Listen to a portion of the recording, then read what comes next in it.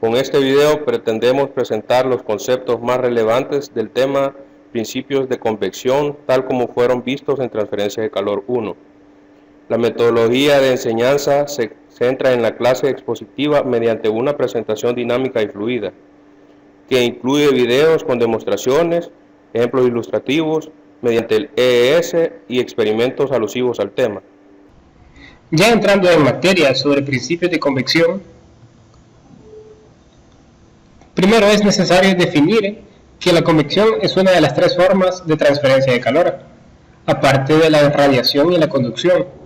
La convección es definida como la transferencia debido a la interacción de una superficie y un fluido en movimiento. Los tipos de convección pueden ser dos. Convección natural es en la cual si no hubiera un delta de temperatura no existiría un movimiento. Convección forzada es en la cual, aunque no hubiera un delta de temperatura originado por algún efecto, siempre habría movimiento.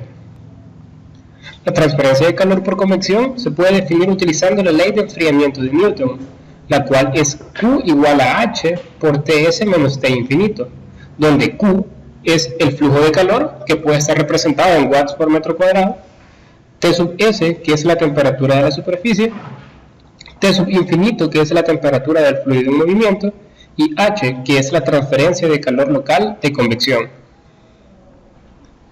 Mecanismo físico. Es un mecanismo de transferencia de calor por movimiento de masa o circulación dentro de la sustancia. Se produce en fluidos líquidos y gases, donde los átomos y moléculas son libres de moverse en el medio.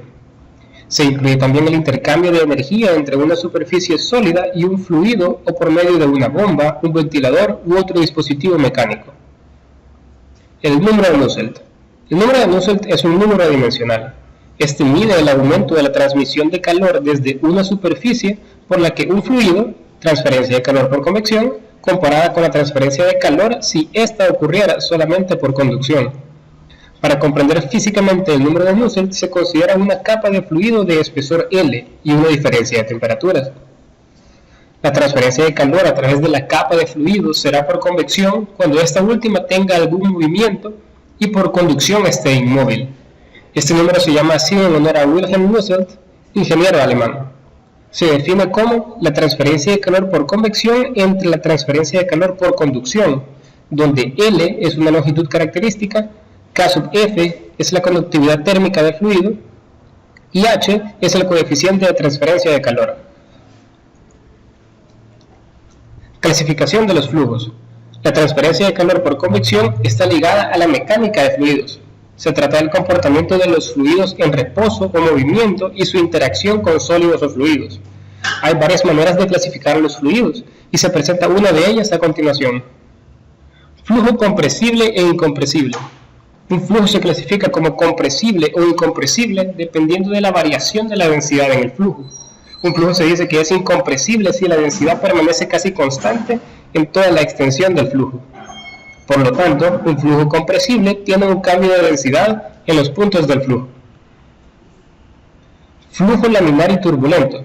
El movimiento de fluidos intensamente ordenados, caracterizado por capas suaves, se conoce como laminar, y el movimiento desordenado de los flujos que, en general, se tienen altas velocidades y que se caracteriza por fluctuaciones, se conoce como turbulento. Y el flujo estacionario y no estacionario. El flujo estacionario es el que no implica cambios en un punto con el tiempo, y lo opuesto a estacionario es obviamente no estacionario. El término uniforme implica que no hay cambios con respecto a la posición en una región específica. Capa límite laminar en superficie plana. Las moléculas del fluido están en agitación permanente y penetran en las capas adyacentes. Cerca de la placa, la velocidad es cero por efecto de la viscosidad que provoca la adherencia del fluido, efectos que se va perdiendo a medida que aumenta Z. La molécula que pasa por una capa más rápida a la más lenta suministra una determinada cantidad de movimiento, que es mayor que la que poseen las moléculas de esta última. Viceversa, la molécula que pasa de una capa lenta a otra más rápida entrega más cantidad de movimiento, que es menor que la que poseen las moléculas de esta capa. En esta imagen se puede verificar la caracterización de las zonas de la capa límite. Número de Reynolds. La característica que condiciona el flujo laminar depende de las propiedades del líquido y de las dimensiones del flujo.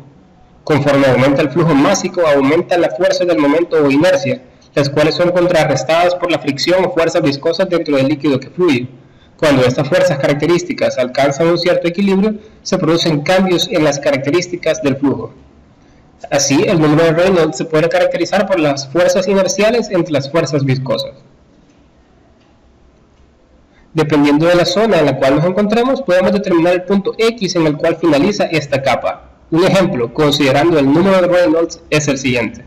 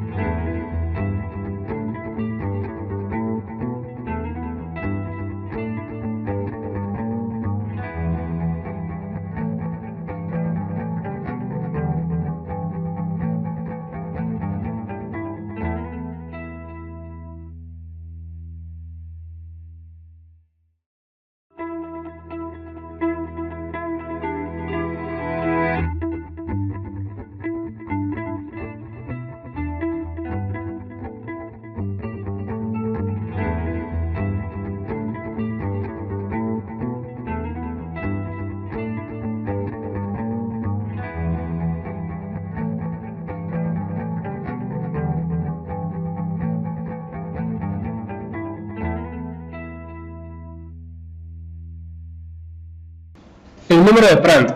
El número de Prandtl es un parámetro que relaciona los espesores de la velocidad y las capas límites térmicas, y está dado por la siguiente ecuación, donde μ es la viscosidad cinemática, alfa es la difusividad térmica, ρ es la densidad del fluido, K es la conductividad térmica del fluido y Cp es la capacidad calorífica del fluido a una presión constante.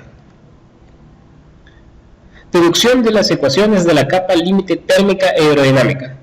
En este apartado hay que prestar especial atención a las imágenes que se detallan en la parte superior de la diapositiva.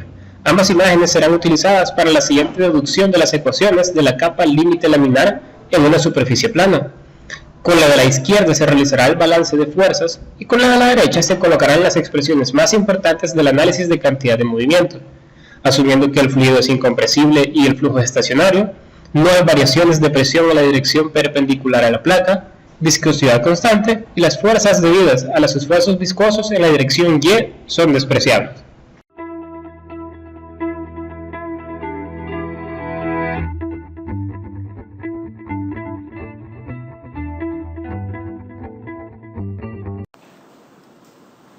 La ecuación del balance de fuerzas de la capa límite en su inicio es una sumatoria de fuerzas igual a X, que es igual al aumento del movimiento del flujo en X. Se parte asumiendo que la cantidad de movimiento en Z por unidad de tiempo es dada por la siguiente ecuación. Y la cantidad de movimiento en la cara derecha es dada por esta otra ecuación. El flujo másico en la cara inferior es ρ v por un diferencial de dx. El flujo que abandona la cara superior es dada por esta expresión. Por otro lado, la fuerza neta debida a la presión en la cara izquierda es denotada por la siguiente expresión. La fuerza debida a la viscosidad en la cara inferior es representada por la ecuación siguiente.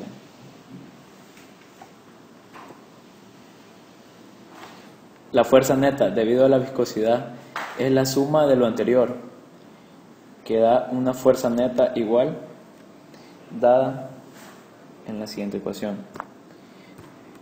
Por último, se igualan las fuerzas por la viscosidad, presión y haciendo uso de la ecuación de continuidad, da la ecuación de movimiento de la capa límite, dando la ecuación más general que es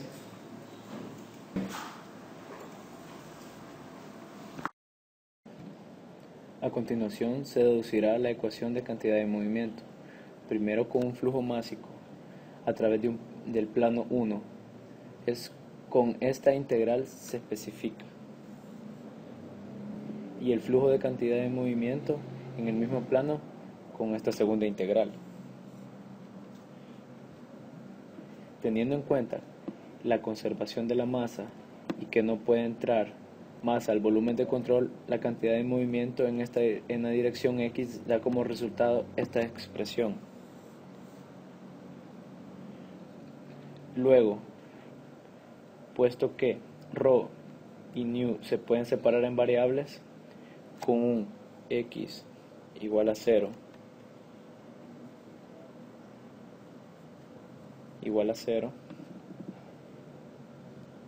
da como resultado esta otra expresión. Esta se puede escribir en función del número de Reynolds, donde Reynolds es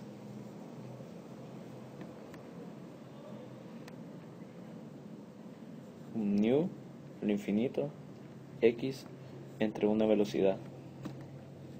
La solución exacta de las ecuaciones de la capa límite es la siguiente expresión. Ahora, con la imagen especificada, se desarrollará la ecuación de la energía de la capa límite, considerando flujo incompresible en flujo estacionario, viscosidad, conductividad térmica y capacidad térmica específica constantes, conducción de calor despreciable en la dirección de la corriente, es decir, en la dirección X.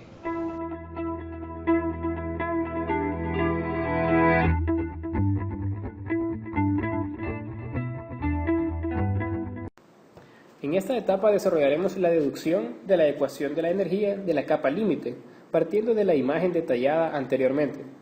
De acuerdo a la misma, el balance de energía se puede escribir de la siguiente forma: energía por convección que entra en la cara izquierda, más la energía por convección que entra en la cara inferior, más la energía por conducción que entra en la cara inferior, más el trabajo neto viscoso. Todo esto igualado a la energía por convección que sale por la cara derecha, más la energía por convección que sale por la cara superior, más la energía por conducción que sale por la cara superior. Para determinar el trabajo neto viscoso, primero consideraremos la fuerza debida a la viscosidad, que es la siguiente.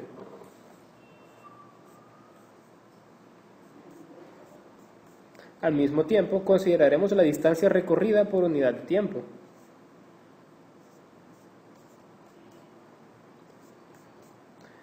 Al combinar estas ecuaciones podemos llegar a la ecuación del trabajo neto viscoso, que es la que se detalla en este momento. Eventualmente, y gracias a las ecuaciones determinadas anteriormente, podemos llegar a determinar la siguiente ecuación, la cual, como podemos ver, es hasta cierto punto engorrosa. Esta dificultad se puede simplificar utilizando y sustituyendo por la ecuación de continuidad y dividiendo por ρc, lo cual nos lleva a la siguiente ecuación, en la cual el miembro de la izquierda representa el transporte neto de energía hacia dentro del volumen de control y el miembro de la derecha representa la suma de calor que sale del volumen de control por conducción adicional al trabajo viscoso. Toda esta ecuación se conoce como la ecuación de la capa límite laminar. La capa límite hidrodinámica se define como aquella región donde se manifiestan fuerzas de viscosidad, mientras que la capa límite térmica es la región de la corriente donde se presentan gradientes de temperatura. Con las siguientes imágenes se realizará la respectiva deducción de las ecuaciones en la capa límite térmica.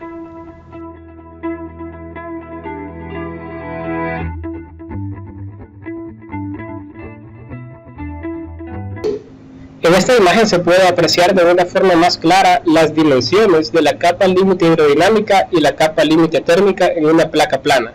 El calentamiento comienza en X igual X sub 0. Existe un caso especial sobre el flujo de calor constante, en el cual el análisis se reduce a las siguientes ecuaciones, siempre y cuando Q sub P haga referencia al flujo de calor por unidad de área. Fricción de un fluido y transferencia de calor. Ya es bien sabido que los campos de temperatura y velocidad están relacionados, por lo cual se busca una expresión que relacione directamente la resistencia de fricción con la transferencia de calor. En dicho contexto, para obtener la expresión necesitada, hacemos uso de las siguientes ecuaciones, en la cual la ecuación de la izquierda hace referencia al esfuerzo cortante en una pared en función del coeficiente de fricción, y la de la derecha es otra expresión para el esfuerzo cortante. Para llegar a una respuesta razonable, se realiza el desarrollo de las ecuaciones de la siguiente forma. Ahora procederemos a realizar la deducción de la ecuación que determina la relación entre la fricción de un fluido y la transferencia de calor. Primero, utilizamos dos ecuaciones que definen el esfuerzo cortante. La primera de ellas en términos del coeficiente de fricción y la segunda como una simple expresión matemática. Gracias al análisis global de la cantidad de movimiento en la capa límite laminar, podemos emplear la siguiente distribución de velocidades, que en nuestro caso se traduce a la siguiente expresión. Y si hacemos uso de la relación de espesor de la capa límite laminar, llegamos a la siguiente ecuación. Combinando dicha ecuación con la del esfuerzo cortante en función de la fricción, obtenemos una nueva expresión. Y tomando en cuenta que la solución exacta de la capa límite es la siguiente, podemos reordenar esta ecuación para llegar a la siguiente conclusión, en la cual ya involucramos el número de Nusselt, el número de Reynolds y el número de Prandtl. Todo esto nos lleva a poder determinar la ecuación que define la relación entre la fricción y la transferencia de calor, que es la siguiente.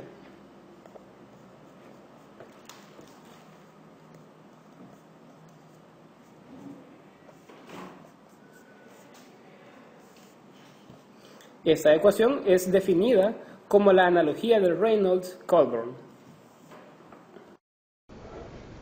Al llegar a la respuesta planteada anteriormente, se tiene que el grupo de la izquierda recibe el nombre de número de Stanton. De tal forma que, para que finalmente llegara a la analogía de Reynolds-Colburn, la cual expresa la relación entre la fricción de un fluido y la transferencia de calor en un flujo laminar sobre una placa plana.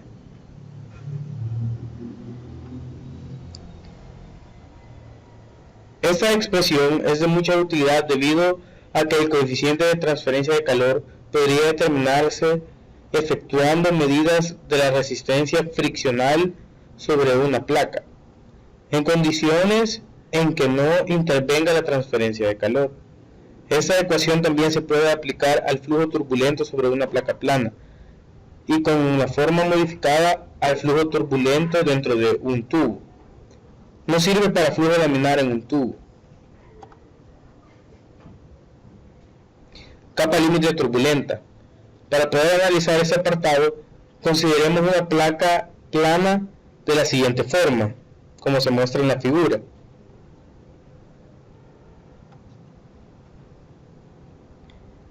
La zona llamada A es aquella en la cual se puede analizar el problema utilizando conductividad térmica y la viscosidad ordinarias del flujo.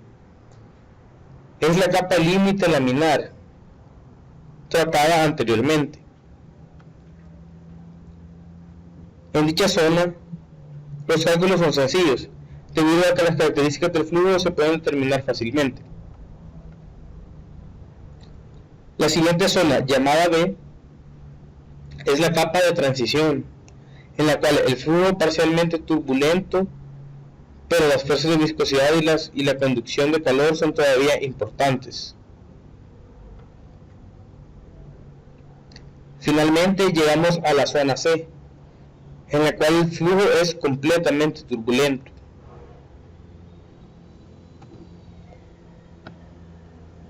Esta zona es el principal mecanismo de intercambio de movimiento y calor.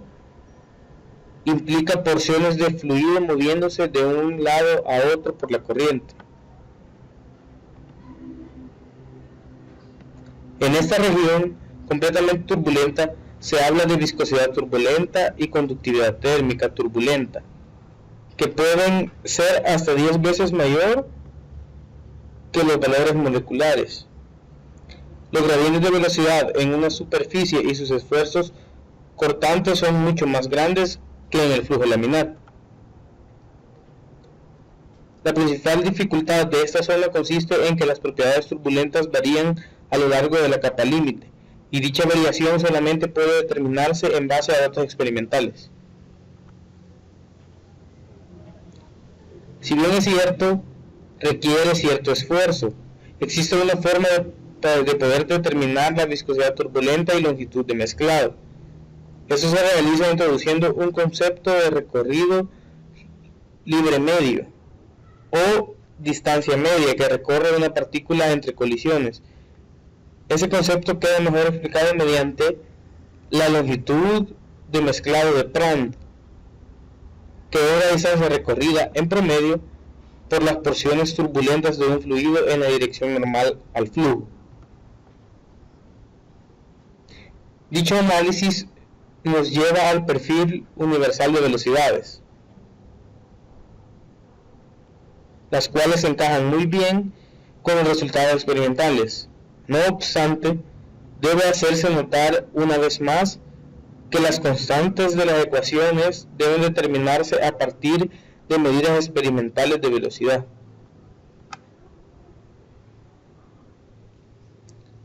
Tal y como se había mencionado anteriormente, en la zona C, la viscosidad y difusividad turbulenta pueden ser unas 100 veces mayores que los valores moleculares en la subcapa laminar.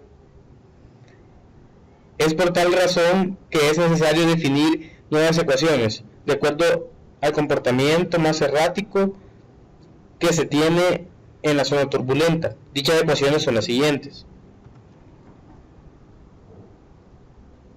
El número de Planck, coeficiente local de fricción, coeficiente local de fricción, coeficiente de fricción medio de una placa plana con una capa límite laminar hacia Reynolds crítico y turbulento. Si partimos de la analogía Reynolds-Koldun, tenemos las siguientes igualdades.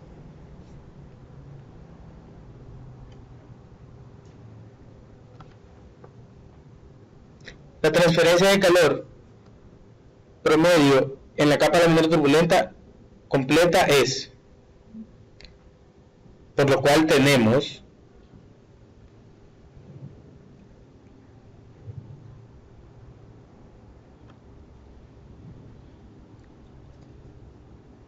espesor en la capa límite turbulenta. El perfil de velocidades de una capa límite turbulenta fuera de la subcapa laminar se puede describir de la siguiente forma. Si se aplica la ecuación de cortante y se despeja para valores de Reynolds menor que 10 a la 7, aplicando la ecuación integral de la cantidad de movimiento para gradiente de presión nulo, junto con el perfil de velocidades y el esfuerzo cortante, se tiene, la cual al integrarse y reducirse se expresa como dicha ecuación se podrá integrar en dos casos.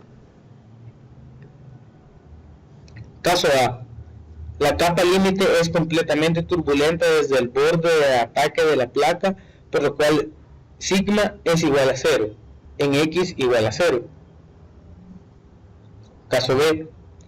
La capa límite se ajusta a un esquema de crecimiento laminar hasta Reynolds igual 5 por 10 a la 5 y turbulento de ahí en adelante. En base a esto se lleva a cabo el siguiente desarrollo.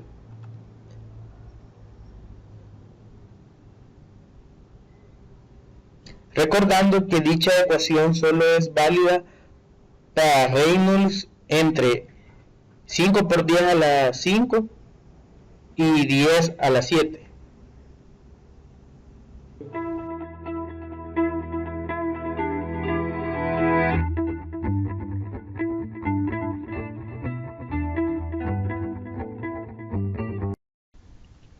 Bien, a continuación vamos a resolver un ejercicio del libro de transferencia de calor de Holm, el cual dice de la siguiente manera: considera una placa plana isoterma calentada en toda su longitud hasta 60 grados Celsius. Sobre la placa circula aire a 2 metros sobre segundo y a 27 grados Celsius a una atmósfera y con una viscosidad de 1.85 por 10 a la menos 5. Calcular el calor transferido en los primeros 20 centímetros de la placa y en los primeros 40 centímetros. Bien, ahora vamos a proceder a escribir los datos que nos da el ejercicio, como lo son la temperatura de la placa, las distancias a las cuales podemos medir la transferencia de calor, la temperatura del fluido, la velocidad y la presión. Bien, ahora lo que vamos a hacer es encontrar una temperatura promedio del fluido para poder calcular las propiedades. Para ello nos vamos a las funciones Thermophysical Properties y ahora conductividad. Seleccionamos el fluido que es aire a temperatura y presión y lo copiamos. Ahora cambiamos este por la nomenclatura con la que nosotros hemos puesto la temperatura promedio. Ahora tenemos también la viscosidad, que ya no la del ejercicio, y con eso procedemos a calcular los respectivos números de Reynolds. Bien,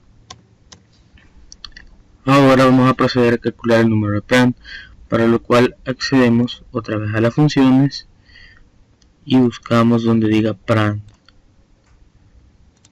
Acá el fluido siempre aire a temperatura y presión. Copiamos, corregimos nuestras nomenclaturas y ya tenemos el número de Prandtl. Ahora que ya tenemos el número de Prandtl, vamos a proceder a calcular el número de Nusselt para cada una de las distancias con estas fórmulas. Bien, ahora que tenemos estas fórmulas, nos auxiliamos de las siguientes fórmulas, las cuales contienen el número de Nusselt y el coeficiente de transferencia de calor por convección, que es lo que estamos buscando para poder calcular la transferencia de calor en cada una de las dos distancias. Ya una vez obteniendo el coeficiente de calor, de transferencia de calor por convección, únicamente lo metemos en las formulitas y eso nos va a dar la transferencia de calor a cada una de las distancias. Corroboramos que no hayan errores y en efecto no hay, y resolvemos. Y aquí tenemos la transferencia de calor para la distancia 1, la cual es de 0.2 metros, y para la distancia 2, que es 0.4 metros.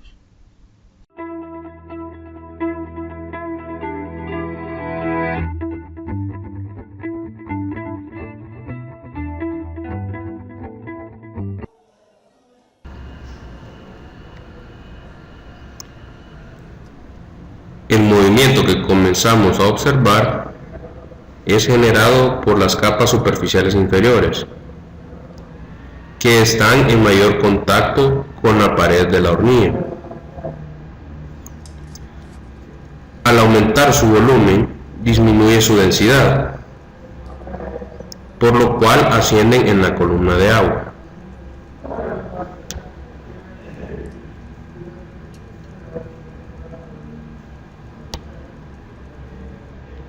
Mientras las capas más superficiales, más frías y densas, tendrán a moverse hacia abajo, provocando así el efecto.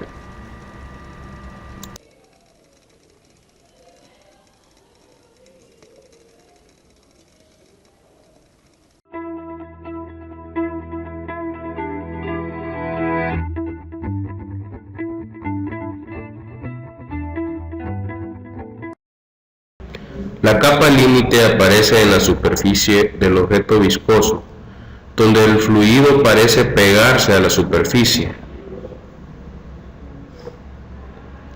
Al incrementar la temperatura del objeto, se observa la separación del fluido sobre la superficie, formándose al final turbulencia.